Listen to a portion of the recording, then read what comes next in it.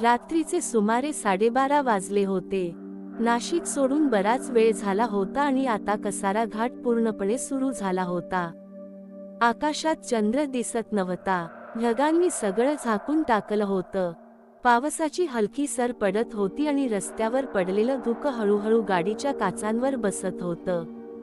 हेडलाईटच्या प्रकाशात फक्त रस्ता आणि त्यावर पडणाऱ्या सावल्या दिसत होत्या। घाटात शिरल्यानंतर काही मिनिटांतच मोबाईल नेटवर्क गायब झालं। मी स्क्रीनकडे पाहिलं, नो सर्व्हिस असं दिसत होतं। रेडिओ चालू केला तर थोडा वेळ गाणं आलं आणि अचानक तोही बंद झाला। त्या क्षणी आजूबाजूच्या शांततेची जाणीव प्रकर्षाने झाली। जंगलातून येणारे किड्यांचे आवाज आणि वाऱ्याची सुसाट याशिवाय काहीच ऐकू येत नव्हतं। एका तीव्र वळणावर गाडी वळवताना मला रस्त्याच्या कडेला काहीतरी हलताना दिसलं। आधी वाटलं एखादं जनावर असेल, पण जवळ जाताच स्पष्ट दिसलं ती एक स्त्री होती। पांढरी साडी, मळलेली, पाय पूर्ण चिखलात, केस चेहऱ्यावर पडलेले। ती रस्त्याकडे पाठ करून उभी होती। इतक्या रात्री या निर्जन घाटात तिला पाहून मन दचकलं, पण मी गाडी थांबवली। काच खाली करताच थंड हवा आत आली। तिने हळूच मान वळवली आणि म्हणाली, कसाऱ्याला जायचं आहे। तिचा आवाज फारच सपाट होता, जणू त्यात भावना नव्हत्याच। मी काही न विचारता होकार दिला।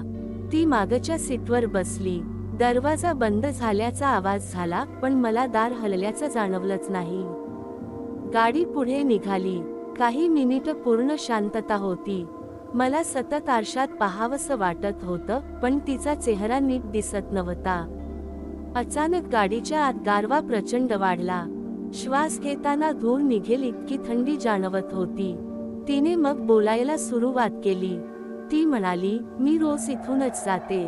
मी थोडा धीर करून विचारलं, एवढ्या रात्री? ती हसली, पण तो हसण्याचा आवाज कानात टोचणारा होता। माझ्यासाठी वेळ थांबली आहे, असं ती म्हणाली। ते ऐकताच माझ्या छातीत धडधड वाढली।